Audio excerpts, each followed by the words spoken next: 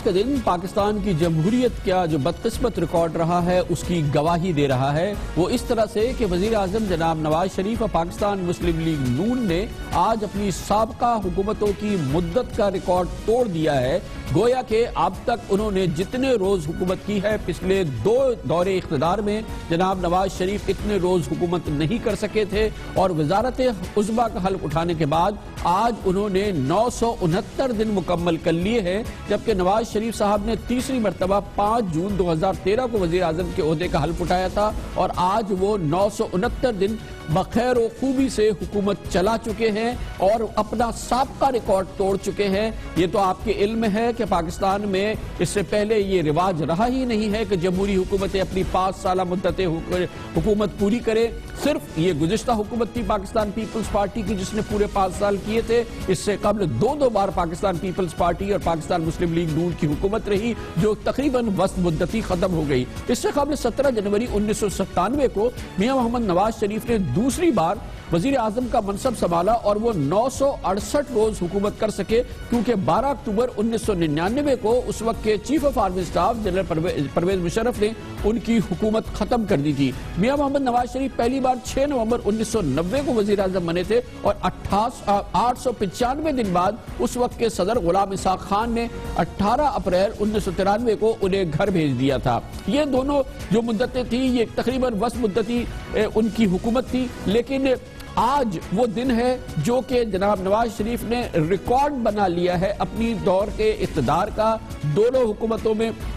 جو ان کے ٹائم رہا ہے، آج جناب نواز شریف کا طویل ترین دور اقتدار کا پہلا دن ہے جو کہ آج سے شروع ہوا ہے۔ موجودہ حکومت وزیر اعظم نواز شریف نے تاریخ ساز قابل تعریف مثبت اقدام بھی کیے ہیں۔ ان کی حکومت کئی مثبت اقدامات کی وجہ سے پہچانی جا رہی ہے۔ اس حکومت کی کارکردگی کو مجموعی طور پہ تسلی بخش کہا جا رہا ہے، مگر اس کے بعض فیصلوں پر کی گورننس پر سوالیہ نشان بھی اٹھ رہے ہیں۔ ظاہر ہے کہ آئیڈیل سچویشن نہیں ہے، بہت اچھی سچویشن بھی نہیں ہے، لیکن خراب سچویشن اور بہت خراب سچویشن بھی نہیں ہے، اور اس حوالے سے کچھ مثبت پوائنٹ ہیں جناب نواز شریف کے اس دور اقتدار کے، اور کچھ منفی پوائنٹ بھی ہیں۔ مثال کے طور پہ یہ بہت اچھی بات ہے کہ سول ملٹری تعلقات میں ہم آہنگی جناب نواز شریف کے اس دور میں پیدا ہوئی نظر آئی ہے، جس کا کہ فقدان گزشتہ 2 دوروں میں نظر آتا تھا۔ اہم داخلی اور خارجی معاملات، دہشت گردی کے خلاف جنگ اور ٹارگیٹڈ آپریشن پر سیاسی اور عسکری قیادت ایک صفحے پر نظر آتے ہیں، اور جناب نواز شریف اور جناب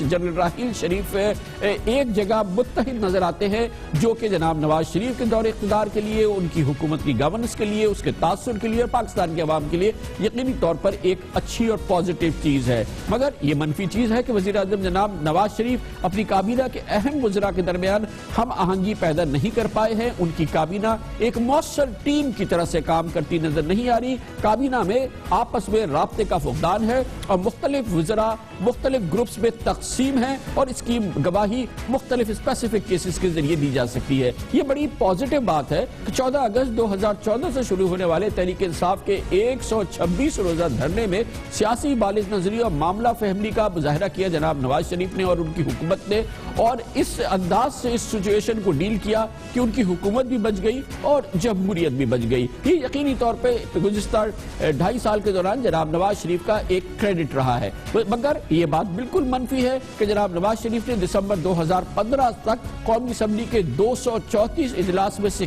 صرف 37 اجلاس میں شرکت کی، اور 197 اجلاس میں وہ غیر حاضر رہے، یعنی قومی اسمبلی میں وزیر اعظم کی حاضری کا تناسب صرف 15% رہا، اور کم و بیش یہی وہ تناسب تھا جو سینٹ میں دیکھنے میں بھی آیا، جو یقینی طور پہ جناب وزیر اعظم نواز شریف کے لیے ایک بہت منفی پہلو رہا ہے اب تک کے ان کے دور اقتدار کا۔ ایک بہت ہی مثبت پہلو جو ان کے دور اقتدار میں تھا وہ بلوچستان کے حوالے سے ان کی سیاست تھی، جس میں اتحادی جماعتوں کے ساتھ مل کر انہوں نے حکومت بنائی، اور پہلے اقلیتی جماعت کو حکومت بنانے کی دعوت دی، اور بلوچستان میں ایک جمہوری حکومت میں وسط مدتی وزیر اعلیٰ کا پرامن انتقال اقتدار ہوا، جو جمہوریت کے حوالے سے اور بلوچستان کے حوالے سے یقینی طور پہ ایک بڑا کریڈٹ ہے جو جناب نواز شریف کو جاتا ہے۔ جناب نواز شریف کے لیے یہ بہرحال نیگیٹو بات ہے، اور اس کو منفی انداز میں دوسرے صوبوں میں دیکھا جاتا ہے کہ وزیر اعظم نواز شریف نے کراچی، پشاور اور کوئٹہ سمیت کسی صوبائی دارالحکومت میں اپنے اس دور اقتدار میں بمشکل ایک رات بھی قیام نہیں کیا ہے. وہ یہاں آتے ضرور ہیں مگر چند گھنٹے گزارنے کے بعد واپس اسلام آباد چلے جاتے ہیں اور جمعے کے روز وہ لاہور روانہ ہو جاتے ہیں, جہاں سے پیر کو اسلام آباد آتے ہیں. کسی بھی صوبائی دارالحکومت میں, خاص طور پہ کراچی میں, ان کا قیام ایک رات سے زیادہ نہیں, ایک رات بھی نہیں رہا ہے. جبکہ گزشتہ 6 ماہ میں جناب نواز شریف نے لندن میں 7 بار نجی قیام کیا ہے. 6 مہینے میں 7 بار ان کا لندن کا نجی دورہ رہا ہے, جہاں پر انہوں نے کئی راتوں کو قیام کیا ہے. جناب نواز شریف کا موجودہ وسط مدتی دور اقتدار اس لحاظ سے بہت اہم ہے کہ اس دوران $26 ارب کی پاک چین اقتصادی راہداری کے منصوبے کے ساتھ ملک میں کسان package, health insurance package, metro bus اور توانائی کے 26 منصوبوں کا آغاز کیا گیا ہے. یہ اچھے منصوبے ہیں اور خاص طور پہ سی پیک یعنی چائنا پاکستان اقتصادی راہداری کا منصوبہ بہت اچھا ہے. اور پہلے جو اس وقت تک وسط مدتی ہے, اس میں جناب نواز شریف کے کریڈٹ میں گروتھ کے حوالے سے جو بات جاتی ہے وہ یقینی طور پہ یہ معاملات ہیں. ایک اور چیز جو منفی ہے جناب نواز شریف کی حکومت کے حوالے سے, وہ اختیارات اور اہم فیصلوں کا دائرہ ہے جو صرف چند افراد تک محدود ہے. یہ ایک کچن کیبنٹ کی سچویشن ہے جو نواز شریف کے تیسرے دور اقتدار میں بھی نظر آ رہا ہے. اور نیشنل ایکشن پلان, انتخابی اصلاحات پر عمل درآمد کے جو حوالے سے جو تمنائیں تھیں, جو خواہشات تھیں, جو ٹارگٹ تھے, وہ کسی صورت سے پورے ہوتے نظر نہیں آئے ہیں, جو بہت ہی منفی پہلو ہے نیشنل ایکشن پلان کے حوالے سے بھی اور انتخابی اصلاحات کے حوالے سے بھی. یہ بات بھی نوٹس کی جا رہی ہے پورے پاکستان میں, چاہے اس کی کچھ بھی وجوہات ہو, لیکن بہرحال ایک عام آدمی یہ سمجھتا ہے کہ بڑے ترقیاتی منصوبوں کا یا میگا پروجیکٹ کا محور پنجاب ہے, جس کی وجہ سے چھوٹے صوبوں میں بے چینی بڑھ رہی ہے. وفاقی حکومت کو بالعموم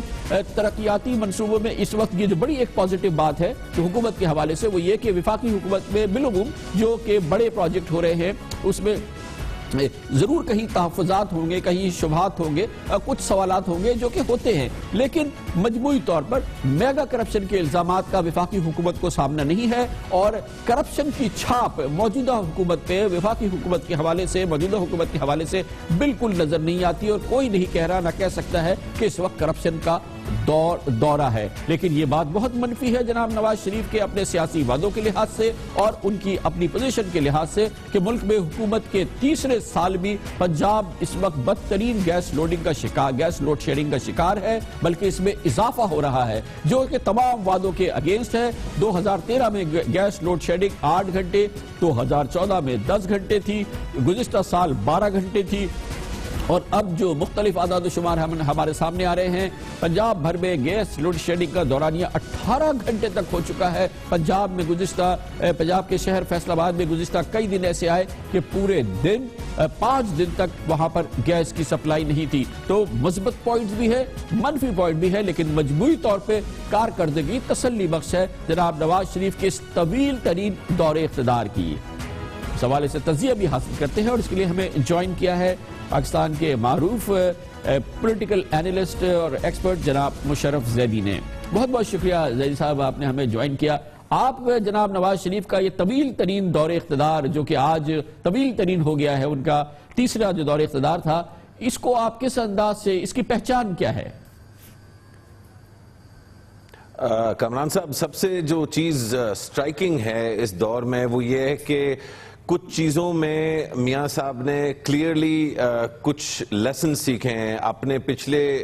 جو ان کے دور تھے حکومت کے, ان میں کانفرنٹیشنل ایٹیٹیوڈ جو ہے وہ میاں صاحب کا شاید خود تو نہ ہو, کیونکہ جو ہمیں سننے میں ملتا ہے وہ یہ کہ وہ خود اتنے کانفرنٹیشنل نہیں ہیں, لیکن شاید ان کے ایڈوائزرز پچھلے دور میں اور اس سے پچھلے دور میں شاید محاذ آرائی کا زیادہ جو ہے شوق تھا یا ایک اپروچ تھی. اس دور میں ہم نے یہ دیکھا ہے کہ چاہے وہ دھرنے کا دور جو گزرا جو 120 دن سے زیادہ, یا فوج کے ساتھ تعلقات, سول ملٹری ریلیشنز کو آپ دیکھ لیں, یا کہ ایون ہندوستان کے ساتھ انہوں نے جبکہ بہت کوشش کی لیکن ہندوستان کا انیشلی جو ریاکشن تھا وہ اتنا اچھا نہیں تھا. تو بجائے ریاکٹ کرنے کے اور محاذ آرائی کرنے کے, ہر ریلیشن شپ میں چاہے وہ ڈومیسٹک ہو, سیاسی ہو, انسٹیٹیوشنل پرسنل ہو فوج کے ساتھ یا انٹرنیشنل ہو, جیسے افغانستان سے کبھی کبھی سخت بیانات آتے ہیں, تو ہم نے یہ دیکھا کہ میاں صاحب جو ہے وہ درگزر کرتے ہیں اور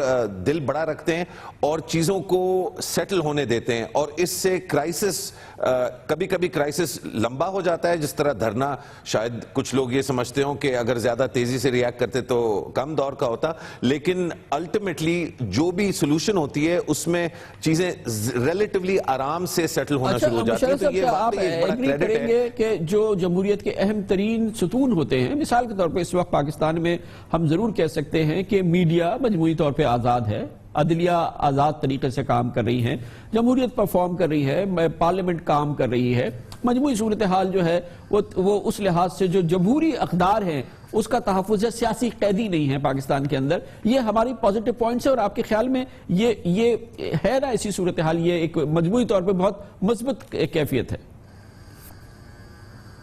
بالکل ہے, اور اس کا کریڈٹ صرف پرائم منسٹر, یقیناً ان کی حکومت ہے تو تھوڑا نہیں کافی ان کو جاتا ہے, لیکن میں سمجھتا ہوں کیونکہ ایک نظام میں بہت سارے پلیئر ہوتے ہیں تو ان سارے پلیئرز کو بھی جو ہے اپریشیٹ کرنا چاہیے. ایک وقت ایسا تھا کہ سپریم کورٹ جو ہے وہ تھوڑا زیادہ ایکٹیوسٹ تھا, اور اس کی کافی چیزیں جو ہیں وہ سیاسی پس منظر میں سے نکل کے اور بالکل سامنے آ رہی تھیں, اور وہ مشکلات کا سامنا ہو رہا تھا مختلف اداروں کو ایک دوسرے کے ساتھ ٹھیک طرح چلنے میں. ہم نے یہ دیکھا سپریم کورٹ نے بڑا اچھا, بڑا مثبت اور سالڈ کردار ادا کیا ہے پچھلے 2.5-3 سال. اسی طرح فوج میں جو چینجز آئیں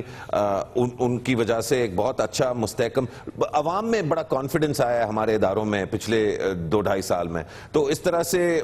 بالکل درست ہے کہ حکومت کو مجموعی طور پہ جو ہے. زینی صاحب کے سب سے ویک ایریاز کہاں ہیں, مسائل کہاں پر ہے, کہاں پہ جناب نواز شریف ایکسپیکٹیشن پہ ان کی حکومت پوری نہیں اتر رہی, نہ اتر سکے؟ اس میں 3 چیزیں میں کہوں گا کامران صاحب. یہ بڑا اچھا اور بڑا اہم سوال ہے, اور امید ہے کہ جس طرح ہم نے کہا کہ وہ سیکھ رہے ہیں, تو اس ریکارڈ جو انہوں نے توڑا ہے یہ بھی ایک سیکھنے کا اور ریفلیکشن کا دن ہے ان کے لیے, ان کی ٹیم کے لیے. سب سے پہلے تو یہ کہ نواز شریف کی یہ حکومت جو ہے یہ ڈیلیور کرنے پہ تو بہت یقین رکھتی ہے. میٹرو لائن اتنی جلدی بن گئی اسلام آباد پنڈی کی, اورنج لائن بن رہی ہے, سی پیک پہ کام ہو رہا ہے, تو یہ اچھی چیزیں ہیں. لیکن یہ چیزیں دھکیل کے اور بولینگ کے تھرو, بلڈوزر کے تھرو کی جا رہی ہیں, کیونکہ جو ریفارمز چاہیے ہماری سول سروسز کو, ہماری پروکیورمنٹ پروسیسز کو, ہماری فائنانس منسٹری, فائنانس ڈپارٹمنٹس کو, یہ سارے جو پروسیسز ہیں یہ بہت سال پہلے پرانے ہو چکے تھے, اور اب کیونکہ وہ صرف راستے میں آتے ہیں تو ان میں سے ان کے گرد گزر کے, اور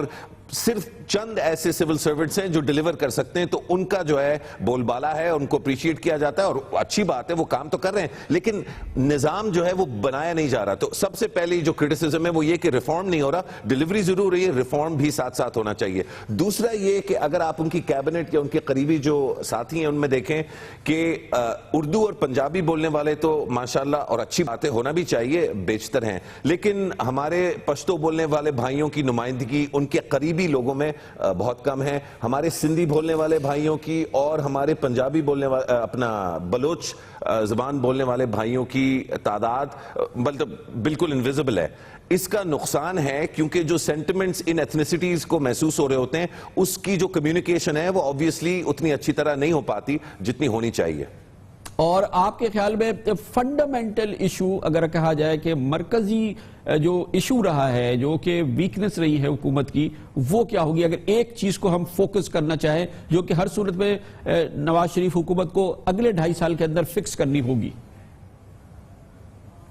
دیکھیے, جو چیز سب سے فنڈامنٹل ہے, تیسری چیز جو سب سے اہم ہے, وہ بڑی عجیب بات ہے, گریک یا شیکسپیرین ٹریجڈی بھی اس کو کہہ سکتے ہیں, کہ جو 3 سب سے بہترین چیزیں ان کی حکومت کی, وہی 3 چیزیں سب سے اس کو ویک کرتی ہیں, اور وہ 3 چیزیں 3 شخصیات ہیں. اور جو کرٹیسزم ہے یا جو ویکنس ہے وہ یہ ہے کہ ان 3 شخصیات پہ بہت زیادہ ڈیپینڈنس ہے نواز شریف کی ڈیلیور کرنے کے لیے اور ایک اچھا پرائم منسٹر ثابت ہونے کے لیے. اور وہ 3 ظاہری بات ہے, سب سے پہلے اس میں جو ہے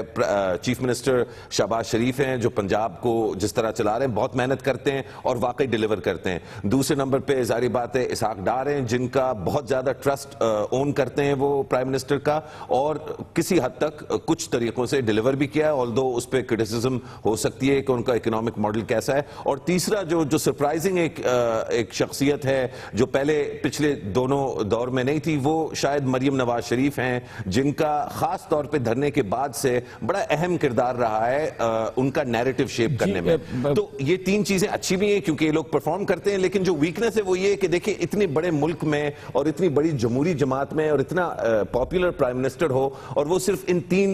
صرف تین لوگوں پر وہ اتنا زیادہ ڈیپینڈنٹ ہو. اور ظاہر صاحب یہ جو آپ نے جو پہلو جس کی طرف نشاندہی کی ہے, اس کی ایک امپورٹنٹ بات یہ ہے کہ تینوں ان کے کلوز فیملی ممبرز بھی ہیں. ظاہر ہے کہ اس سے ریلیٹڈ یہ بات بہت امپورٹنٹ ہے. بہت بہت شکریہ جناب مشرف زیدی ہمارے ساتھ تھے. کمرشل بریک اور اس کے بعد ذکر کریں گے وزیر اعظم جناب نواز شریف کے بھائی جناب شہباز شریف کی. زبردست پرفارمر ہیں, ایڈمنسٹریٹر ہیں, مگر جھلا جاتے ہیں اور ایسی چیزوں پہ جھلا جاتے ہیں کہ جو ان کو جھلانا نہیں چاہیے. بہت بڑے بڑے پروجیکٹس ہیں جس پہ پنجاب میں کام ہو رہا ہے. قومی سرمایہ اربوں ڈالر کی صورت میں خرچ ہو رہا ہے. اگر ان سے سوال پوچھا جائے تو انہیں کہنا نہیں چاہیے کہ اس کا جواب دینا ان کی تصدیق ہے, جواب دینا ان کا فریضہ ہے. وہ فریضہ کیا ہے یاد دلائیں گے ہم کمرشل بریک کے بعد. اس میں کوئی شک نہیں ہے کہ پنجاب کے وزیر اعلیٰ جناب شہباز شریف انتھک محنت کرتے ہیں,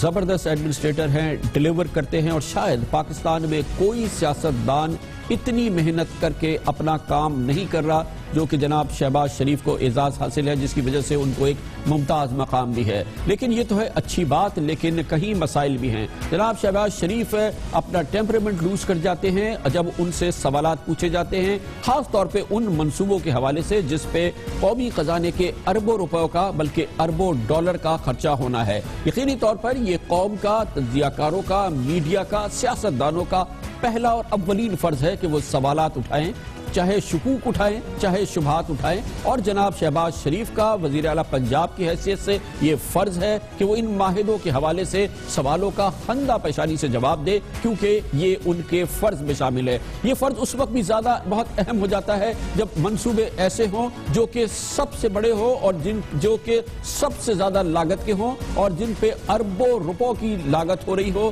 بلکہ دسیوں اربوں روپے کی لاگت ہو رہی ہو, بلکہ سینکڑوں اربوں روپوں کی لاگت ہو رہی ہو. اس لیے اس پر بھرپور سوالات پوچھے جائیں گے, تسلی حاصل ہوتی رہے گی, سوال در سوال آتے رہیں گے. جناب شہباز شریف کو اور ان کی ٹیم کو جواب در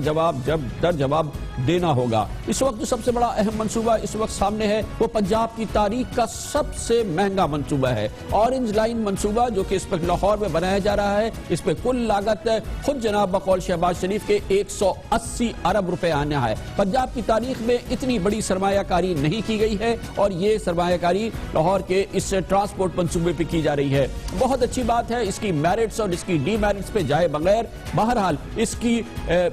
اکنامکس پہ, اس کی کاسٹ پہ, اس کی جو قیمت ہے, جو اس کا بہترین جواب ہے, اور پھر اس کا جو اثر ہے اور اس سے جو فائدہ ہونا ہے, اور پھر اس کو کیسے پورا کیا جائے گا,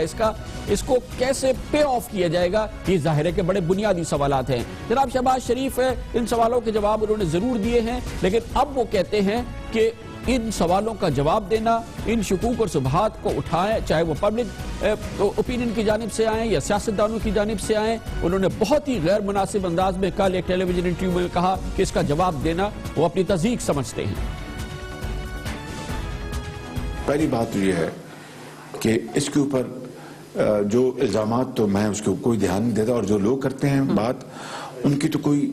معاشرے میں کوئی حیثیت نہیں ہے. تو میں توہین سمجھتا ہوں ان کا اورنج لائن کے الزامات کا جواب دینے. اورنج لائن کے الزامات کا جواب دینا میں توہین سمجھتا ہوں, اور جو لوگ الزامات لگاتے ہیں ان کی معاشرے میں کوئی عزت نہیں ہے. بالکل غیر مناسب بات ہے. جوابات دینا آپ کا فرض ہے, کیونکہ یہ منصوبہ انتہائی اہم منصوبہ ہے. یہ وہ منصوبہ ہے جس کی لاگت اتنی ہے کہ اسے نسلوں نے ادا کرنا ہے. نسلوں نے اس کو فائدہ بھی اس کا اگر ہے تو اس کا فائدہ اٹھانا ہے, لیکن نسلوں نے اس کی ادائیگی کرنی ہے. اور جب اتنے بڑے منصوبے ہوں گے تو اس کے سوال بھی اٹھائے جائیں گے. جناب شہباز شریف نے باضابطہ طور پہ کل اپنے اسی انٹرویو میں اورنج لائن منصوبے کی لاگت کے حوالے سے بتایا, اور یہ بھی بتایا کہ یہ دراصل منصوبہ جو ہے یہ ایک تحفہ ہے. یہ G2G یعنی گورنمنٹ ٹو گورنمنٹ یہ فنڈنگ ہے. $1.47 بلین, یعنی 1 ارب اور 1 ارب اور 470 ملین ڈالر، تقریباً سمجھ لیجئے گا کہ روپوں میں کوئی 160 ارب روپے، 160 ارب روپے کا یہ منصوبہ ہم نے اچیو کیا through tendering. Acquisition of land جو ہے ایکوزیشن، وہ اس کا تخمینہ علیحدہ ہے، وہ ہے 19.8 ارب روپے، جو ہم نے تقریباً 1000 کنال جو ہے وہ 2.4% سالانہ انٹرسٹ ہے، 20 سال میں ہم نے یہ پیمنٹ کرنی ہے، اور حکومت پنجاب نے 100% پیمنٹ کرنی ہے۔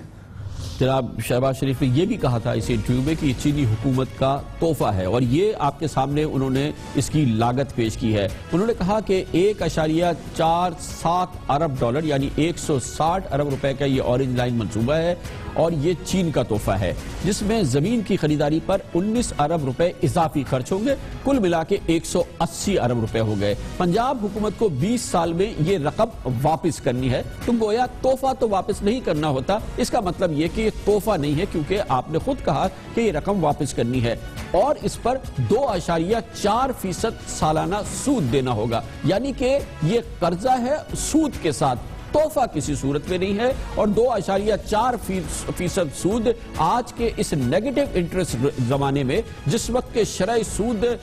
تاریخ میں کم ترین سطح پر ہے، اس میں 2.5% سود دینا کوئی کم سود بھی نہیں ہے، یہ ایک کمرشل سودا ہے، اور اس میں ایک کمرشل طریقے سے سود ادا کرنا ہے۔ پنجاب حکومت کو 20 سال میں یہ رقم ادا کرنی ہے، اور جو جیسے کہ میں نے بتایا کہ یہ 2.5% اس پہ سالانہ سود دینا ہے، یعنی کہ 20 سال میں تقریباً 40 ملین ڈالر یعنی 40 کروڑ ڈالر ہم نے جو ہے وہ جو کہ 40 ارب روپے بنتے ہیں، اس کی رقم سود میں ادا کرنی ہے، یعنی کہ اس پروجیکٹ کے اندر صرف سود کی رقم جو ہوگی وہ 40 ارب روپے ہوگی جو ہم نے دینی ہے۔ تو تحفہ بہرحال کسی صورت میں نہیں ہے، یہ ایک کمرشل پروجیکٹ ہے جو حکومت چین کی سرمایہ کاری ہے، اور سرمایہ کاری پہ ریٹرن ہے، اور یہ ریٹرن وہی ہے جو کہ اس وقت دنیا میں مروجہ ریٹرن ہے۔ اور اس کے بعد پھر بات ہوتی ہے تحفے کی، پھر ہم اس کو پے بیک کیسے کریں گے، پھر اس کے لیے پے بیک کرنے کا کیا طریقہ کار ہوگا۔ پبلک ٹرانسپورٹ پہ حکومت پنجاب سبسڈی دیتی ہے، جیسے کہ وہ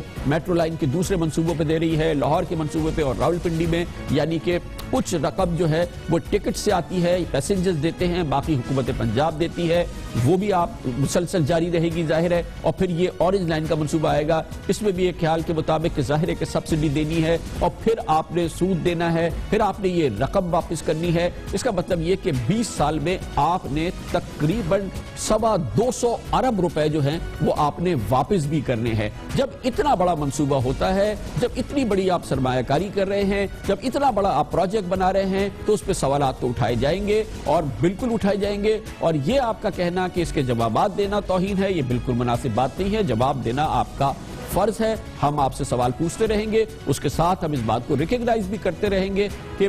گزشتہ 8 سالوں کے دوران حکومت پنجاب نے جس انداز سے ترقیاتی کام کیے ہیں، جس انداز سے ڈیلیور کیا ہے، خود جناب شہباز شریف نے جتنی محنت سے کام کیا ہے، جس انداز سے حکومت پنجاب کام کرتی ہے، جس انداز سے ہم ان سے سوال پوچھتے ہیں، ہمیں ان کے جواب ملتے ہیں، یقینی طور پہ یہ بہت ہی اچھی کارکردگی ہوتی ہے، بہت اچھی بات ہوتی ہے۔ لیکن جب 200 اور 250 ارب روپے کی سرمایہ کاری کی بات ہوتی ہے، تو اس پہ سوال اٹھانے پڑیں گے، اس کو دیکھنا پڑے گا کہ یہ کہیں مہنگا سودا تو نہیں ہے، کیا ہم نے بیسٹ کاسٹ پہ یہ ہم نے سودا لیا ہے، کیونکہ اس سے پہلے جو منصوبے ہیں اس حوالے سے سوالات تو بہرحال سامنے آئے۔ اب یہ اتنا بڑا منصوبہ ہے تو اس کی کاسٹ کو دیکھنا، اس کی اکنامکس کو دیکھنا، اس کے پے بیک کو دیکھنا، اور ان تمام چیزوں کو دیکھنا انتہائی کلیدی ذمہ داری ہے حکومت پنجاب کی بھی، اور ہم جیسے لوگوں کی بھی، جن کا سوال اٹھانا فرض ہے، آپ کا جواب دینا توہین نہیں فریضہ ہے۔ لیتے ہیں کمرشل بریک، اور اس کے بعد ذکر کریں گے ایک رینجرز آپریشن کے حوالے سے حکومت سندھ کے تحفظات، اور وہ تحفظات اب ایک بہت ہی نازک موڑ میں داخل ہو چکے ہیں۔ ہم نے آپ کو بتایا کہ فیصلوں کا وقت ہے، واضح طور پہ لگتا ہے کہ سندھ حکومت اپنی پوزیشن پر قائم ہے، اور اگر یہ پوزیشن برقرار رہتی ہے تو یہ کہنا بالکل صحیح ہوگا کہ حکومت سندھ خطرے سے کھیل رہی ہے، کیونکہ گزشتہ 2 دن کے دوران چیف آف آرمی اسٹاف 2 دن تک سندھ میں رہے ہیں اور اس دوران ان کا بیان سامنے آیا ہے کہ کراچی آپریشن کو نہ صرف منطقی انجام تک پہنچایا جائے گا اور اس کو مکمل طور پہ کامیاب اور 100% کامیاب بنانے کے لیے کسی بھی حد تک جایا جائے گا. اسی لیے ہم کہتے ہیں کہ حکومت سندھ اس پورے معاملے میں رکاوٹوں کو برقرار رکھ کے خطرے سے کھیل رہی ہے. وہ کیسے بتائیں گے کمرشل بریک کے بعد.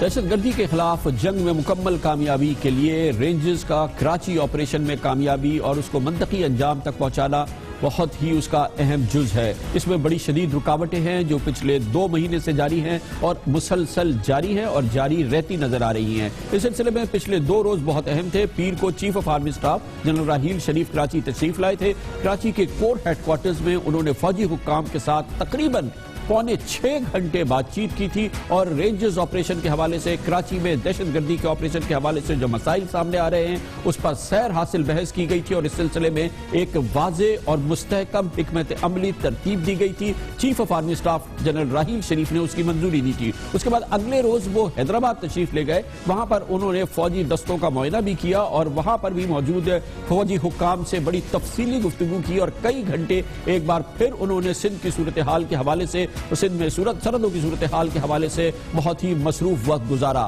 اس کے بعد یہ بات واضح ہو گئی تھی کہ اب وفاق کی سطح پر اس سلسلے میں راست اقدامات کا وقت آ گیا ہے جو کہ ہمیں بتایا گیا ہے کہ اب کسی دن بھی لیے جا سکتے ہیں مگر اس سلسلے میں بہت ہی تیزی سے ڈیولپمنٹس ہو رہی ہیں جو کہ مسلسل جاری ہیں. اس سلسلے میں جہاں پر رینجرز کو اس وقت اپنے خصوصی اختیارات کے حوالے سے گو کہ وفاقی حکومت کی اجازت حاصل ہے لیکن ایک بار پھر ان کی جو مدت ہے سندھ میں قیام کی اس حوالے سے سندھ حکومت نے ایک بار پھر اس سلسلے میں اپنی ایک رائے قائم رکھی ہے. اس کو اس سلسلے میں اپنا ایک کردار ادا کرنا ہے اور ہماری اطلاعات کے مطابق اس تمام بیک گراؤنڈ کے باوجود سندھ حکومت اپنی اس پوزیشن پر قائم ہے. وہ رینجرز کے اختیارات کے حوالے سے ان پابندیوں پہ کمپرومائز کرنے کے لیے تیار نہیں ہے جو سندھ اسمبلی نے قرارداد کی صورت میں پیش کی تھی. اس کے علاوہ وہ رینجرز کو اضافی اختیارات بھی نہیں دے رہی اور اس حوالے سے یہ بات بھی بہت اہم ہے جو کہ سب سے بڑا آپریشنل مسئلہ ہے اس وقت آپریشن کے حوالے سے وہ ہے JITs کا بنانا, جوائنٹ انویسٹیگیشن ٹیم کا بنانا. قانونی لحاظ سے کلیدی اس کا حصہ ہے. جب بھی کوئی دہشت گرد سنگین جرائم میں ملزم پکڑا جاتا ہے تو پاکستان پروٹیکٹیو آرڈیننس کے ذریعے پاکستان کے تحفظ پاکستان ایکٹ کے ذریعے کی وجہ سے یہ ضروری ہے کہ JITs بنائی جائے اور پھر اس کے بعد یہ مقدمات عدالت تک پہنچتے ہیں مگر حکومت سندھ نے ان JITs کی تشکیل کو روک دیا ہے. یہ بہت اہم معاملہ ہے. دہشت گرد پکڑے جا رہے ہیں. رینجرز کی جانب سے JIT کی درخواست سندھ کی وزارت داخلہ کو دی جا رہی ہے. وزارت داخلہ یہ درخواست وزیر اعلیٰ سندھ تک بھیج رہی ہے لیکن وزیر اعلیٰ سندھ سے اس کی منظوری نہیں ہو رہی ہے جس کی وجہ سے 26 اب ہو چکی ہیں وہ JITs جس کی درخواست حکومت سندھ نے روکی ہوئی ہے. نازک پوری صورتحال ہے اور اس پوری صورتحال میں ہم پوری ذمہ داری سے کہہ سکتے ہیں کہ سندھ حکومت نے یہ سیاسی پوزیشن ضرور لی ہے لیکن وہ ایک بڑا خطرہ بھی مول رہی ہے کیونکہ اگر آپ کو یاد ہو چیف آف آرمی سٹاف نے کراچی میں 6 گھنٹے کے اس آپریشن کے بعد کہا تھا کہ اس میں کوئی دو رائے نہیں ہے کہ پاکستانی فوج اور رینجرز کا آپریشن کراچی کے امن و امان کو 100% بحال کرائے گا. اس آپریشن کو منطقی انجام تک لے کے جائے گا. اس آپریشن کو ہر صورت میں کامیاب بنایا جائے گا. کراچی کی زندگی کو ہر صورت میں معمول کے مطابق لایا جائے گا چاہے اس کے لیے کسی حد تک بھی جانا پڑے. یہ بہت زور دے کے بات کی گئی تھی. چیف آف آرمی سٹاف کی جانب سے انٹر سروسز پبلک ریلیشنز کی جانب سے یہ بات جاری کی گئی تھی اور اس پورے ماحول کے اندر آج کا دن بھی بہت اہم تھا. آج ملاقاتیں ہوتی رہی ہیں. کور کمانڈر سندھ جنرل نوید مختار نے ایک بار پھر وزیر اعلیٰ سندھ سید قائم علی شاہ سے ملاقات کی ہے. DG رینجرز بھی ملاقات کر رہے تھے. آج گورنر سندھ کا رول بھی نظر آیا ہے جناب ڈاکٹر عشرت العباد, وہ بھی اس پورے معاملے میں ایکٹیو نظر آئے ہیں لیکن لگ نہیں رہا کہ گتھی سلجھی ہے اور اگر یہ گتھی سلجھی نہیں تو ہم پھر کہیں گے کہ یہ بہت ہی مشکل اور کڑی صورتحال ہے اور سندھ کی حکومت, سندھ میں پاکستان پیپلز پارٹی کی حکومت یقیناً ایک بڑا خطرہ مول لے رہی ہے. اس پوری صورتحال پہ بات کریں گے. اس سلسلے میں مزید کیا کچھ ہو رہا ہے ہمیں جوائن کیا ہے دنیا نیوز کے کراچی کے بیورو چیف جناب ریحان ہاشمی نے. بہت بہت شکریہ ریحان ہاشمی صاحب. پہلے تو یہ بتا دیجئے گا کہ یہ جو سب سے بڑا مسئلہ ہے JITs کا جس کی وجہ سے دہشت گردی کے گرفتار لوگوں کے خلاف تحقیقات آگے نہیں بڑھ رہی, ان کے کیسز آگے نہیں بڑھ رہے, 26 اب یہ ہو چکی ہیں. اس پر کیا حکومت سندھ کا موقف ہے، کیونکہ آج تک اس میں کوئی پیش رفت تو نہیں ہوئی؟ دیکھیے حکومت سندھ نے یہ فیصلہ کر لیا ہے کہ جو 16 دسمبر کو انہوں نے سندھ میں جو قرارداد پیش کی تھی اور جو پاس ہوئی ہے، اس سے پہلے جو درخواست دی تھی رینجرز نے اس کی تعداد 3 ہے، جس کو سندھ حکومت نے فیصلہ کیا ہے کہ اس کا نوٹیفیکیشن جاری کریں گے، اس کی باقاعدہ منظوری کر لی ہے، لیکن زبانی کلامی احکامات جاری کر دیے ہیں، لیکن ان 3 منظوریوں کے بارے میں بھی کہا جا رہا ہے کہ اس میں دیکھا جائے گا کہ آیا اس میں سہولت کار تو انوالو نہیں ہے، تو وہ جی آئی ٹیز ہوں گے، لیکن باقی جی آئی ٹیز کا ہونا ناممکن ہے، کیونکہ وہ اس قرارداد کے بعد آئی تھی جو سندھ اسمبلی میں منظور کی گئی ہے، تو ایسا لگتا ہے کہ وہ ان جی آئی ٹیز کا منظور ہونا تو ناممکن ہے، اور یہ فیصلہ کر چکی ہے سندھ حکومت کہ جو قرارداد آئی ہے اس کے بعد ہم یہ جو جی آئی ٹیز کو منظور نہیں کر سکتے، تو رہ گئی 3، 26 کے بعد رہتی ہیں 3، تو 3 کے جو منظوری اس میں بھی آپ لگتا ہے کہ قباحت یہ آ رہی ہے، وہ چیک کر رہے ہیں کہ کیا سہولت کار ہیں اس میں ملوث، اگر ہیں تو وہ کون لوگ ہیں۔ گویا کہ حکومت سندھ کا مسلسل یہ اصرار ہے جو سندھ اسمبلی کی قرارداد تھی کہ تمام گرفتاریوں کے حوالے سے، تمام اس قسم کی گرفتاریوں کے حوالے سے، اس قسم کے ایکشن کے حوالے سے وزیر اعلیٰ کی منظوری حاصل کی جائے رینجرز کی جانب سے، اور یقینی طور پہ یہ ناقابل قبول صورتحال ہے۔ آج اس سلسلے میں کیا ہوتا رہا ہے؟ کافی ہمیں ایکٹیویٹی نظر آئی ہے۔ دیکھیں کل سے گورنر ہاؤس سیم ہاؤس میں بڑی ایکٹیویٹی ہو رہی ہے، D G rangers major general Bilal Akbar نے گورنر سندھ سے ملاقات کی، ایسا لگتا ہے ہمارے ذرائع یہ بھی کہتے ہیں کہ وہ گورنر سندھ اس میں کردار ادا کر رہے ہیں۔ اس کے بعد گورنر سندھ اور وزیر اعلیٰ سندھ کی ملاقات ہوئی، اس کے بعد آج جیسے آپ نے خود کہا لیفٹیننٹ جنرل نمید مختار کو گورنر کراچی انہوں نے ملاقات کی۔ یہ تمام ملاقاتوں میں ایک ہی تھا کہ رینجرز کے اختیارات ختم ہونے والے ہیں، 3 فروری کی ڈیٹ ہے۔ ہمارے ذرائع یہ بھی کہتے ہیں کہ 26 دسمبر کو وفاقی حکومت نے خط لکھا سندھ حکومت کو اور انہیں یاد دلایا کہ سندھ حکومت اپنے اختیارات میں اضافے کا نوٹیفیکیشن جاری کرے۔ یہ سمری ابھی وزیر داخلہ سندھ کے پاس ہے، سمری وزیر اعلیٰ سندھ کے بعد جائے گی۔ آج آپ نے 29 تاریخ ہے، ہفتہ اتوار چھٹی ہے، پیر کو 1 فروری ہے اور 2 دن رہ جائیں گے، لیکن سندھ حکومت نے ابھی تک فیصلہ نہیں کیا آیا وفاقی حکومت نے جو نوٹیفیکیشن کرنے کی جو عادت مانگی ہے وہ اس کو منظور کرتی ہی نہیں، اور کیا وزیر اعلیٰ سندھ سمری پر سائن کریں گے؟ یہ بڑا مرحلہ ہے سندھ حکومت کے لیے، لیکن یہ فیصلہ کر چکی ہے کہ تمام باتیں مشاورت کے بعد کی جائیں گی، اور جبکہ جو رینجرز ہے وہ کافی اپنا آپریشن بھی کر رہی ہے، جیسے کمانڈر پکڑا ڈی جی رینجرز نے آج ایک تعلیمی ادارے میں کہا بھی وہ اپنا کام کر رہی ہے، لیکن جی آئی ٹیز بہت ضروری ہیں، وہ اہم کردار ادا کرتی ہیں کسی بھی بڑے دہشت گرد کو کٹہرے میں لے جانے کے لیے۔ بہت بہت شکریہ جناب ریحان ہاشمی ہمارے ساتھ تھے۔ جیسے کہ ہم نے آپ کو بتایا کہ ایک مشکل صورتحال ہے، رینجرز آپریشن کے راستے میں رکاوٹ ہے، اور اس کے سامنے مگر دوسری طرف چیف آف آرمی اسٹاف کا پاکستانی فوج کا یہ عزم ہے کہ آپریشن کو منطقی انجام تک پہنچایا جائے گا، چاہے اس کے لیے کسی حد تک جایا جائے۔ حکومت سندھ کے لیے ایک جانب یہ صورتحال ہے جہاں پر رینجرز کے اختیارات کے حوالے سے وہ ایک رکاوٹ بن رہی ہے، یا اس کی جو پوزیشن ہے، جو سخت گیر رویہ ہے وہ برقرار ہے، دوسری جانب اس کی جو سیاسی صورتحال ہے وہ بھی ویک ہو رہی ہے۔ وفاقی حکومت کے ساتھ اس کے تعلقات مزید کشیدہ ہوئے ہیں پچھلے 48 گھنٹوں کے دوران، جس کے دوران جناب وزیر داخلہ چودھری نثار علی خان کی پریس کانفرنس ہوئی ہے، جس میں پیپلز پارٹی کے حوالے سے، سندھ میں پیپلز پارٹی کے رہنماؤں کے حوالے سے بہت سخت باتیں ہوئی ہیں، اس کا جواب دیا گیا ہے۔ وفاقی حکومت اور سندھ حکومت کے تعلقات بھی بہت زیادہ کشیدہ ہو گئے ہیں پچھلے 48 گھنٹوں کے دوران، اور اس دوران حکومت سندھ کا یہ اصرار کہ وہ رینجرز کے راستے میں اپنی اسمبلی کے ذریعے جو قرارداد کے ذریعے جو رکاوٹیں لائی ہے یا پابندیاں لائی ہے یا قیود لائی ہے ان پہ برقرار وہ رہے گی۔ اگر یہ برقرار رہے گی تو کیا ہوگا یہ کہنا قبل از وقت ہوگا، لیکن یہ پابندیاں اس طرح سے یہ صورتحال برقرار نہیں رہے گی، یہ ہم آپ سے یقین سے کہہ سکتے ہیں۔ لیتے ہیں کمرشل بریک اور اس کے بعد ذکر ہوگا پاکستان اور بھارت کے درمیان تعلقات کی بحالی کے حوالے سے سیکرٹری خارجہ لیول پر مذاکرات ہونے تھے۔ پٹھان کوٹ نے ایسا لگتا ہے کہ ان مذاکرات کو پر بریک لگا دیا ہے اور صورتحال تقریباً وہی ہو گئی ہے جو اس سے پہلے تھی۔ کیا پٹھان کوٹ کے حملہ آور جیت گئے، مودی اور نواز شریف ہار گئے؟ یہ پوچھیں گے ہم کمرشل بریک کے بعد۔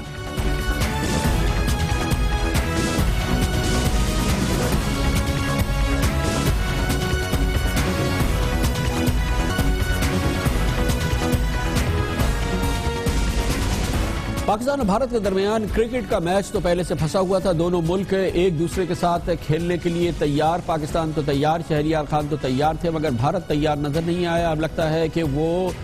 وعدے اور وہ طریقہ کار جو اپنایا گیا تھا کہ اب پاکستان اور بھارت کے درمیان جامع مذاکرات شروع ہو جائیں، جس کے لیے بھارت کے وزیر اعظم نریندر مودی نے پاکستان کا دورہ بھی کیا تھا، لاہور وہ اچانک آئے بھی تھے، لیکن ایسا لگتا ہے کہ اب کرکٹ کے بعد مذاکرات کا میچ بھی پھنس گیا ہے۔ دونوں ملکوں کا یہ عزم کہ وہ اس مذاکرات کو لے کے آگے بڑھیں گے وہ رک گیا ہے، اور اس کی بڑی وجہ ظاہر پٹھان کوٹ حملہ ہے۔ اس کے بعد سے پاکستان کی اور بھارت کے درمیان کہا یہ گیا ہے کہ روابط برقرار ہیں فارن سیکرٹری لیول پہ اور دوسرے لیول پہ بھی، لیکن دونوں ملکوں کے سیکرٹری خارجہ کے درمیان جو بات چیت کا عمل شروع ہونے والا تھا اسلام آباد میں، جس کے لیے بھارت کے سیکرٹری خارجہ کو اسلام آباد آنا تھا، وہ نہیں شروع ہوا ہے۔ اس سے قبل پاکستان کی بھارت میں ہائی کمشنر جناب عبد الباسط نے چند دن قبل یہ بیان دیا تھا، ان سے منسوخ کیا گیا تھا کہ فروری کے پہلے ہفتے میں یہ سیکرٹری خارجہ کی مذاکرات ہوں گے، لیکن بھارت سے اب یہ اشارے آ رہے ہیں کہ ایسا ابھی نہیں ہو رہا، بلکہ کوئی تاریخ بھی طے نہیں ہوئی ہے، اور خود جناب عبد الباسط کو آج اپنا پرانا جو بیان تھا اس کو ایڈجسٹ کرنا پڑا، اور انہوں نے واضح طور پہ اشارہ دیا کہ اس سلسلے میں پورا ماحول جو ہے وہ جمود کا شکار ہے۔ میں نے ایسا قطع نہیں کہا، میں نے بھی یہی کہا تھا کہ دونوں فارن سیکرٹریز ایک دوسرے کے ساتھ رابطے میں ہیں،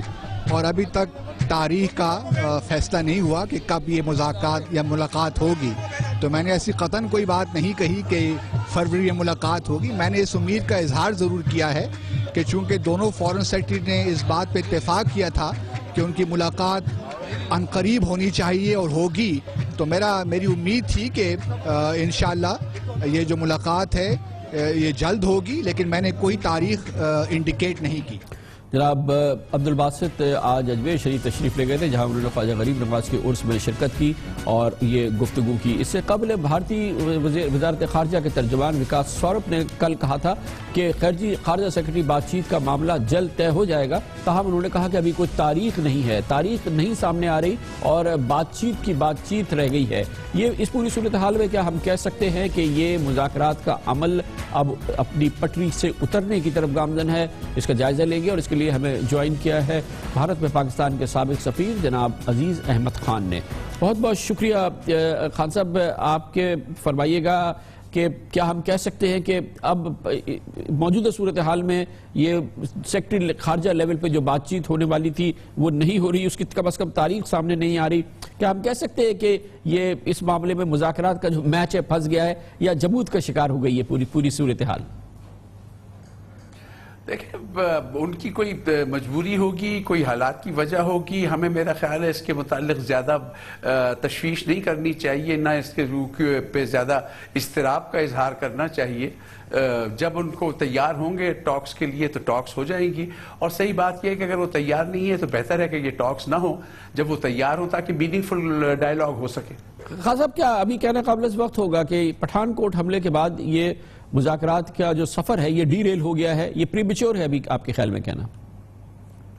نہیں، میرے خیال میں دونوں طرف، نہ ان کی طرف سے کوئی اس قسم کی بات کی گئی ہے نہ ہماری طرف سے کی گئی ہے۔ پٹھان کوٹ کے معاملے میں انہوں نے وہ چاہتے ہیں کہ ہم انویسٹیگیٹ کریں، اور ہم نے ان کو پوری تسلی دی ہے، انہوں نے ہمیں پروف بھجوائے ہیں، ہم نے اس کو ایگزامن کیا ہے، ہماری ٹیم جانے کو تیار ہے، اور میرا خیال ہے نیشنل سیکیورٹی ایڈوائزرز بھی ایک دوسرے سے ان ٹچ ہیں، تو اس میں کوئی ایسی بات نہیں ہے، وہ چیز جو ہے وہ چل رہی ہے، اور میرا نہیں خیال کہ وہ ٹاکس کو ڈیریل کرنے کا باعث ہوگا، بلکہ کل جو ہمارے سفیر صاحب نے وہاں بیان دیا، ہائی کمشنر صاحب نے دلی میں کسی میڈیا کو، تو اس میں انہوں نے یہی کہا تھا کہ عنقریب کوئی وہ تاریخ دیں گے ہمیں۔ لیکن آپ کیا سمجھتے ہیں کہ فی الحال کوئی کانفیڈنس بلڈنگ میجرز کرنے کی ضرورت ہے دونوں جانب سے، یہ اشارہ دینے کے لیے کہ یہ عمل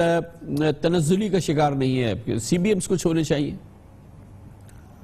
جی، میرا خیال ہے ابھی دونوں فارن سیکرٹریز امریکہ میں کوئی میٹنگ ہو رہی ہے جس کے لیے گئے ہوئے ہیں دونوں ملکوں کے، تو وہاں ضرور ان کی ملاقات بھی آپس میں ہوگی، بات چیت ہو جائے گی، اور مجھے امید ہے کہ جلد ہی وہ بات چیت کی مذاکرات کے سلسلے میں وہ تاریخ وغیرہ کوئی دے دیں گے، اور یہ پہلی میٹنگ جو ہے وہ اسی چیز کے لیے ہے کہ وہ ایک فریم ورک تیار کریں کہ آئندہ مذاکرات، امن مذاکرات جو ہونے ہیں، جس کو کمپریہنسو بائی لیٹرل ڈائلاگ انہوں نے کہا ہے، اور اس میں بلکہ اور بھی سبجیکٹ شامل کر دیے گئے ہیں، تو ان کے اوپر باضابطہ ایک پروگرام بنایا جائے گا، اور امید یہی رکھنی چاہیے کہ وہ پروگرام جلدی وہ ملاقات ہوگی جس میں یہ پروگرام بنا لیا جائے، اور اس کے بعد ایک سلسلہ شروع ہو جائے بات چیت کرنے کا، کیونکہ وہ جو ان کو جو تشویش ہے ٹیررزم کے متعلق وہ بھی بات چیت کے ہی ذریعے طے ہونی ہے، اور ہمارے بھی جو مسئلے ہیں اور خاص طور سے کشمیر کا مسئلہ جو ہے اس کی پر جو پیش رفت ہونی ہے وہ بات چیت کے ذریعے ہی ہوگی۔ تو اس میں میرا خیال ہے کہ اس میں کوئی زیادہ اتنی اس کی پیسمزم کی ضرورت نہیں ہے، امید یہی ہے کہ جلدی شروع ہو جائے گی، پر اس کے ساتھ ساتھ ان کو دے وقت، کیونکہ بہرحال اگر ایک پارٹی تیار نہ ہو بات چیت کرنے کے لیے اور یا ہچکچاہٹ کوئی ہو رہی ہو تو پیشنس کا اظہار کرنا بہت زیادہ شکریہ بہتر جناب ہے، خان کیونکہ صاحب، ہم بہت چاہتے بہت ہیں شکریہ۔ کہ عزیز احمد meaningful خان بھارت یہ میں نہ ہو پاکستان کہ کے سابق سفیر ہمارے ساتھ ہیں۔ کمرشل بریک اور اس کے بعد ذکر کریں گے سپریم کورٹ آف پاکستان نے سخت نوٹس لیا ہے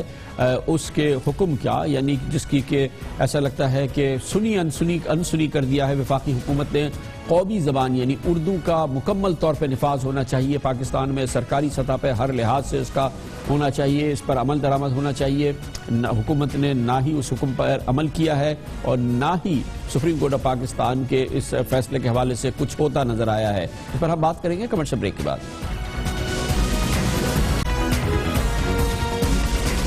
سپریم کورٹ نے اردو کے نفاذ کے فیصلے میں پنجاب کی جانب سے نظر ثانی کی اپیل کو خارج کرتے ہوئے وفاق اور صوبوں سے کل کہا ہے کہ وہ عمل درآمد کرے اور اس کی راہ میں جتنی بھی رکاوٹیں ہیں ان کو دور کرے، اور اس کے لیے 1 ماہ کے اندر رپورٹ طلب کی ہے صوبوں سے، وفاق سے۔ اردو کے نفاذ کے حوالے سے کل سپریم کورٹ آف پاکستان نے اس پورے معاملے کا سخت نوٹس لیا۔ جسٹس مشیر عالم کی سربراہی میں 3 رکنی بینچ نے گزشتہ روز اردو کے نفاذ کے فیصلے پر عمل درآمد نہ ہونے پر سخت برہمی کا اظہار کیا تھا۔ اس موقع میں جسٹس مشیر عالم نے ریمارک دیے تھے کہ وفاق اور صوبوں نے خود 3 ماہ کا وقت مانگا تھا، لیکن ابھی تک اس پر عمل نہیں کیا گیا ہے۔ اردو کے نفاذ کے لیے وقت مانگنے کے بجائے پیش رفت کی رپورٹ دینی چاہیے تھی۔ جسٹس قاضی فیض عیسیٰ نے استفسار کیا، پنجاب ویسے تو ترقی کر رہا ہے لیکن ایک رپورٹ کیوں نہیں جمع کرا سکا؟ پنجاب حکومت کی جانب سے فیصلے پر عمل کی جگہ وقت مانگنا قابل افسوس ہے۔ یہ یاد دلایا گیا ہے کہ